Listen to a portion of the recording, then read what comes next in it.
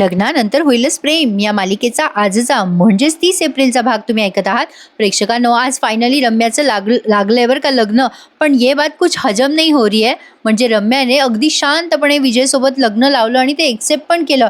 नेमकी मालिका कुठल्या दिशेला चालली आहे हे काही कळेनासं झालंय राव. सुरुवातीला आपण बघतोय रम्यासाठी सगळी लग्नाची तयारी करून आलेत बरं का हे सगळे देशमुख कुटुंब. नंदिनीने हार आणलेला असतो, हा जीवा मंगलाष्टक म्हणणार असतो. ही मानिनी पण खूप खुश असते आणि म्हणत असते, काय मग वसुताई, रम्याचं लग्न लावायचं ना? जीवा म्हणतो, लावायचं म्हणजे काय? अगं लावायचंच आई. वसु आता घाबरून म्हणतात, लग्न? काव्या म्हणते, हो लग्न. अहो तुम्ही लग्न करून टाकलं चुपचाप, पण आम्हाला आमच्या समोर लग्न लावायचंय ना, अगदी सादर संगीत. हे बघ मी पण हार आणलेत रम्या. आता प्रत्येकाने आपापली तयारी दाखवली बरं का प्रेक्षकांनो. आता पार्थ पण म्हणतो, बघ रम्या, मी मंगळसूत्र आणलंय, तुझ्या नावाचं मंगळसूत्र आहे बरं का माझ्या हातामध्ये. गुरुजींनी येऊन एक वेगळाच ट्विस्ट आणलाय बरं का प्रेक्षकांनो.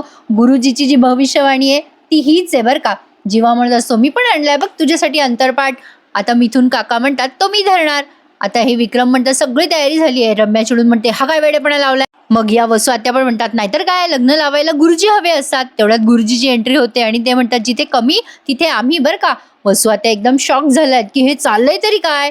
पाठ म्हणतो, बघ आत्या आले गुरुजी. मानिनी म्हणते, गुरुजी मुहूर्त आहे की नाही? मग गुरुजी म्हणतात, आजचा संपूर्ण दिवस शुभ आहे बरं का. जिथे जिथे चांगलं कार्य तिथे येणं माझं कर्तव्य, मग होऊन जाऊ द्या कार्य, असं म्हणून गुरुजींनी सुरुवात करायला सांगितली आहे. आता विजयला पण इच्छा नाहीये बरं का रम्यासोबत लग्न करायची, पण काहीतरी वेगळाच ट्विस्ट आहे बरं का प्रेक्षकांनो.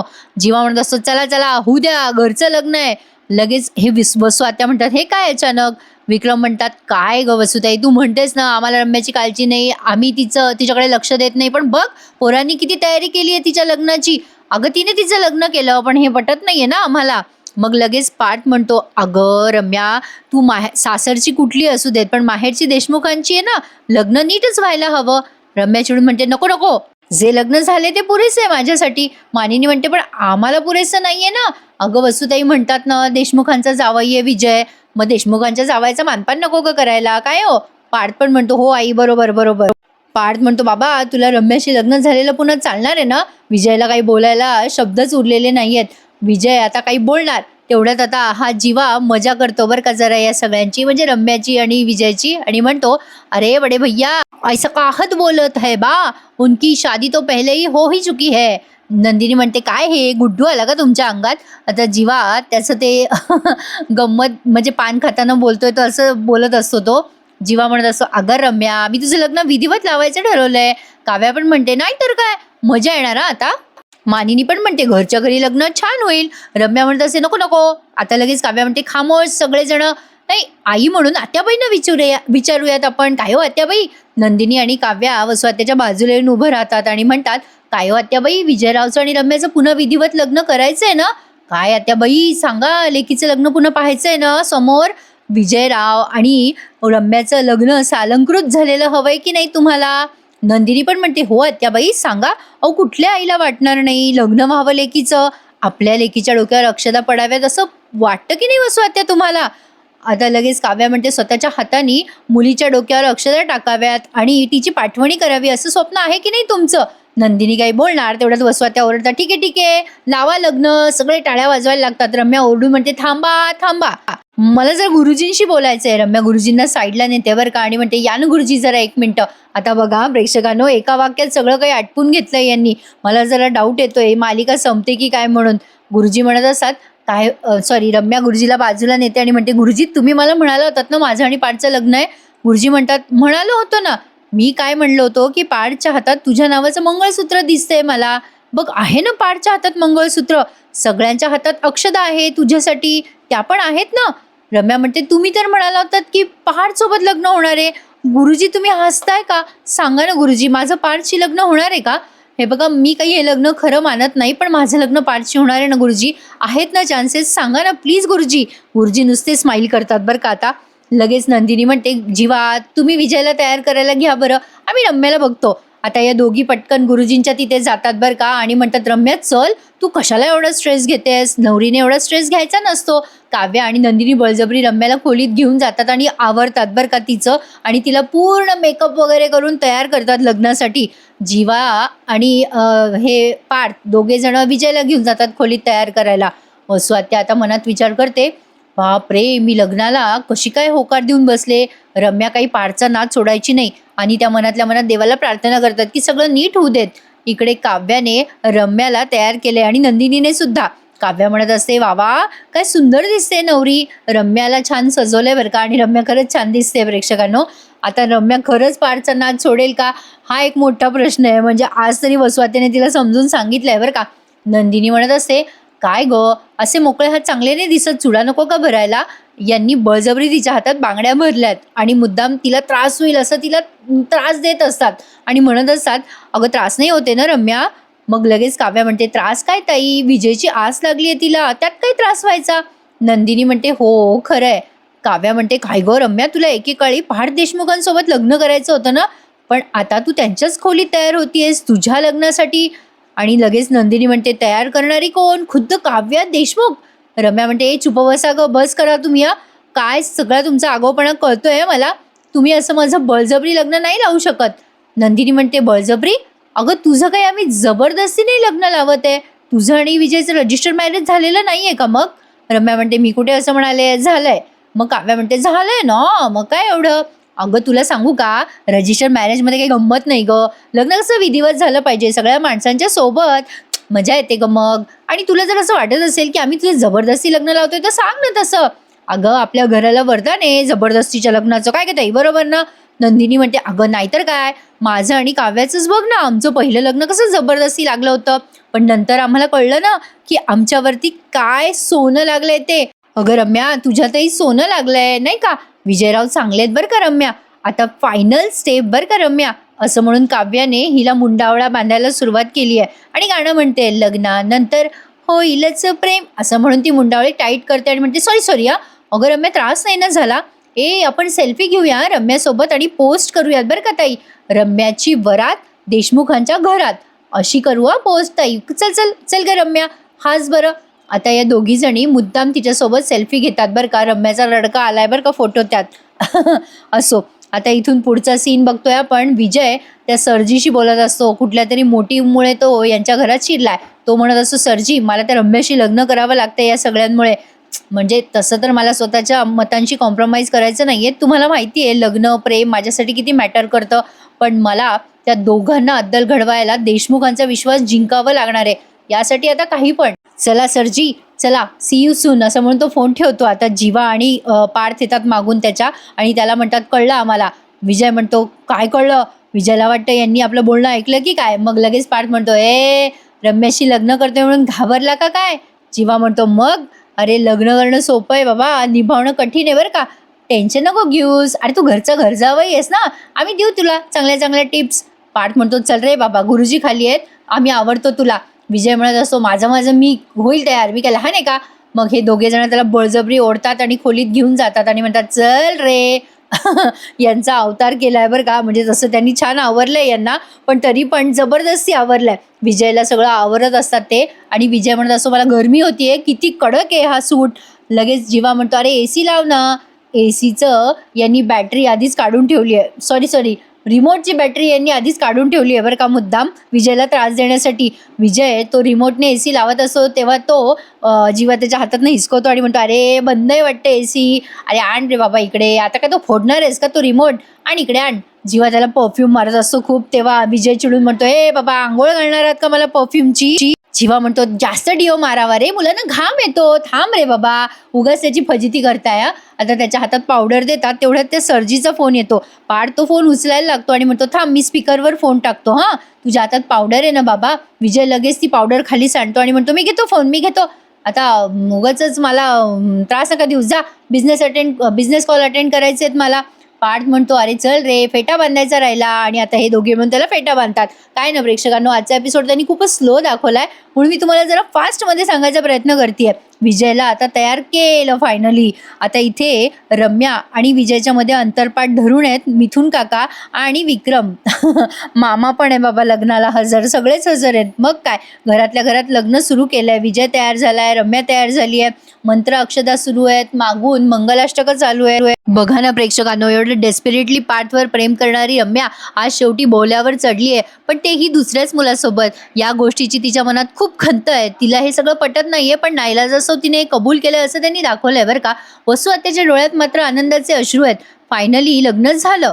काव्या म्हणते, काय ग ए नवी नवी नवरी, किती लाजशील ग. अगं छान स्माईल कर ना आणि हार घाल आता नवऱ्याच्या गळ्यात. वसू आत्या, अहो बघा बघा सांगा तिला. व आता विक्रम पण म्हणतात, ए वसुताई सांग ना तिला. मग वसू आत्या म्हणतात, रम्या हार घाल बाई. शेवटी रम्या हार घालतेच आणि फायनली रम्याचं लग्न झालं. मानिनी म्हणते, विजयराव तुम्ही पण हार घाला. विजयराव पण हार घालतात आणि सगळेजण टाळ्या वाजवतात यांचं लग्न झालं म्हणून. मिथून काका म्हणतात, ओ विक्रम भाऊ, अहो आणि मानिनी ताई, आयराचं पाकिट रेडी ठेवा, मी अनाऊन्समेंट करतो बरं का. अहो आमच्या भाऊकडनं 21 रुपये. आता लगेच मानिनी म्हणते, वा वा. आता वसू आत्याला राग येतो बरं का, की हे काय चाललंय यांचं नाटक म्हणून. आता मध्येच पार्थ म्हणतो, ए रम्या तू गृहप्रवेश केला तेव्हा उखाणा नव्हता घेतला, पण आता मात्र तुला उखाणा घ्यावाच लागेल ना. हे सगळेजण रम्याला उखाणा घ्यायला लावतात बरं का. नंदिनी पण म्हणते, हो हो उखाणा तर घ्यावाच लागेल. नंदिनी असं म्हटल्यावर रम्या म्हणते, मला नाही येत उखाणा. जीवा म्हणतो, मी आहे ना. अगं मी कशासाठी आहे, माझ्या मागे मागे म्हण बरं रम्या. आता जीवा म्हणतो, म्हण स्वर्गात जुळतात लग्नाच्या गाठी. आता जीवा जसं म्हणतोय तसं रम्या म्हणते त्याच्या मागे, स्वर्गात जुळतात लग्नाच्या गाठी. पुढे जीवा म्हणतो, कुणीतरी बनलंय माझ्याहीसाठी. आता रम्या पण तसंच म्हणते. मिथून काका म्हणतात, आता मी सांगतो पुढे, म्हण म्हण. हा, एकुलती एक मी, माझ्यावर जबाबदारी मोठी. आणि कव्या म्हणते, आता म्हण, विजय होतील आता आईच्या म्हातारपणाची काठी. रम्या यांच्या मागे मागे तसाच उखाणा घेते बरं का. आणि सगळेजण आता टाळ्या वाजवतात. सगळ्यांना आनंद झालाय रम्याचं लग्न झालंय म्हणून, पण रम्याला मात्र हे अजिबात पटलेलं नाहीये. गुरुजी म्हणतात, चला वधूवरांनी आशीर्वाद घ्या सगळ्यांचा. आता वधूवर आशीर्वाद घेतात, सुखी राहा असं वसू आत्या म्हणतात. आणि वसू आत्या म्हणतात, ए रम्या आता तू एकटी समजू नकोस बेटा स्वतःला. आता तुला कळणार नाही तसं. आता तू जेव्हा माझ्या वयाची होशील ना बेटा, तू आई होशील, तेव्हा तुला कळेल माझ्या भावना. वसू आत्याने अगदी इमानदारीने त्यांच्या भावना कबूल केलाय बरं का.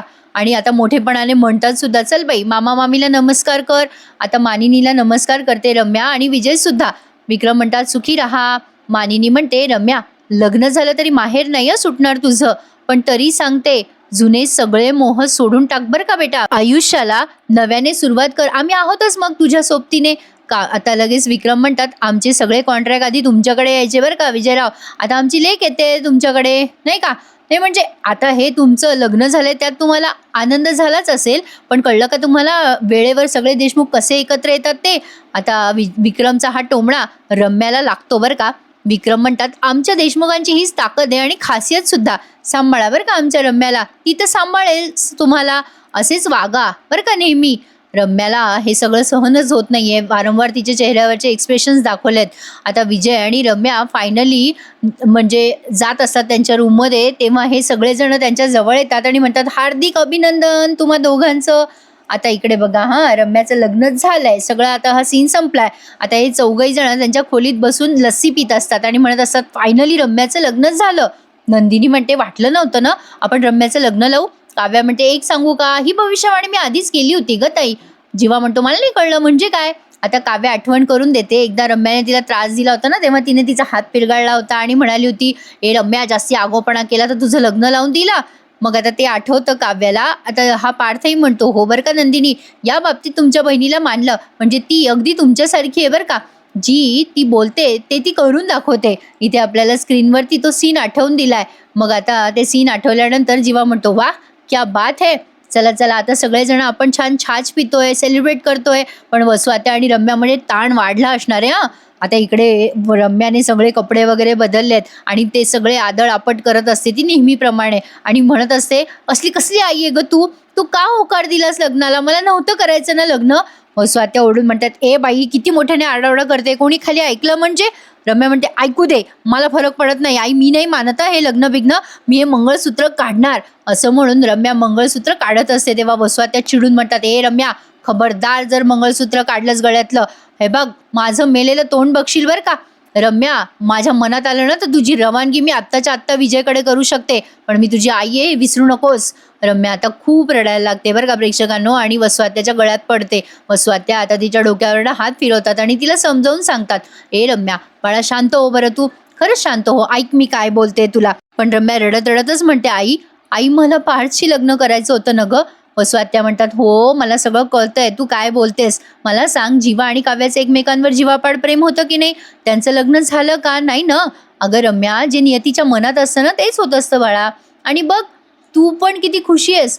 तू तू किती खुश आहेस. अगं रम्या, तू खुश राहणार आहेस, सुखी राहणार आहेस. विजय चांगला मुलगा आहे गं." रम्या म्हणते, "नाही आई, अजिबात नाही. मी या चौघांना सोडणार नाहीये. मी या चौघांना जन्माची अद्दल घडवू शकते की नाही बघ." आता रम्याला लगेच वसू आत्या म्हणतात, "नाही घडवू शकत तू अद्दल.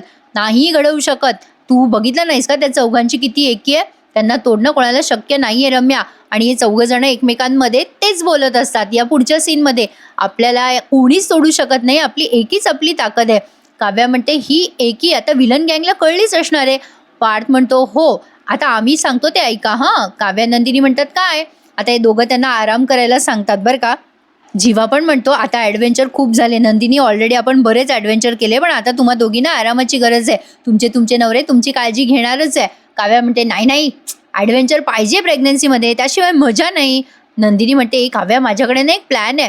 जीवा म्हणतो, "अरे, या दोघी आपलं ऐकत नाहीये." पार्थ म्हणतो, "अजिबात नाही हां, ऐकायचं माझं, मी नवरा आहे ना." काव्या म्हणते, "अरे, असं नसतं, नवऱ्याने ऐकायचं असतं बायकोचं." नंदिनी म्हणते, "हो हो, आमचं ऐकायचं." जीवा म्हणतो, यार काही चाललंय यांचं." आता यात सगळे मस्त चर्चेत रंगतात, गप्पा रंगतात आणि आता फक्त इथे म्यूट केलाय त्यांचा आवाज आणि म्युझिक दाखवलंय. ते आनंदी आहेत असं आपल्याला दाखवलंय आणि आजचा हा भाग इथेच संपलाय. उद्याच्या प्रोमोत आपण बघतोय एक नवीन ट्विस्ट आलाय. या काव्याचे बाबा आलेत बरं का आणि त्यांनी काहीतरी एक वेगळाच बॉम्ब फेकलाय. ते म्हणत असतात, की या जरा बायकांच्या गोष्टी आहे. हे आमच्या शारदाचे रिपोर्ट आहेत, म्हणजे काव्याच्या आईच नंदिनीच्या आधी जरा आमच्या शारदाचे 3 मिसकॅरेज झाले होते. म्हणजे आता काव्याच्या बाबतीत असं काहीतरी म्हणजे आता काहीतरी असं होणार आहे प्रेक्षकांनो, असं दिसतंय खरी. आता काव्या दवाखान्यात गेली असं पुढच्या सीनमध्ये दाखवलंय आणि तिथे एक बाई सिरियस झालेली असते, ती प्रेग्नंट असते. मग काव्या घाबरते आणि म्हणते, "बापरे ताई, मूल जाणं किती अवघड असतं ना. बापरे, माझ्या बाबतीत असं झालं तर?" नंदिनी म्हणते, "असं काही होणार नाहीये बेटा तुझ्या बाबतीत." आणि आता बघूयात मंडळी, नेमकं मालिकेत आता पुढे काय दाखवणार आहे, काही कळत नाहीये प्रेक्षकांनो. नेमकं यांना दाखवायचंय तरी काय? वेगळेच विषय भरकटवतायत हे. बघूयात आता पुढे काय काय घडतंय. आजचा एपिसोड रिव्ह्यू जरा उशिरा दिला आणि उशिरा आला होता, 12 वाजता वगैरे आला होता बघा. TTM आला ना, तेव्हाच आला होता हा एपिसोड. पण मी लग्नाला गेले होते TTMचा रिव्ह्यू देऊन, त्यामुळे मला जमलं नाही. आले की लगेच तुम्हाला रिव्ह्यू देतीये. चला तर मंडळी, उद्या भेटूयात पुन्हा एकदा. तोपर्यंत काळजी घ्या स्वतःची. Subscribe my channel and enjoy my reviews. Take care. धन्यवाद.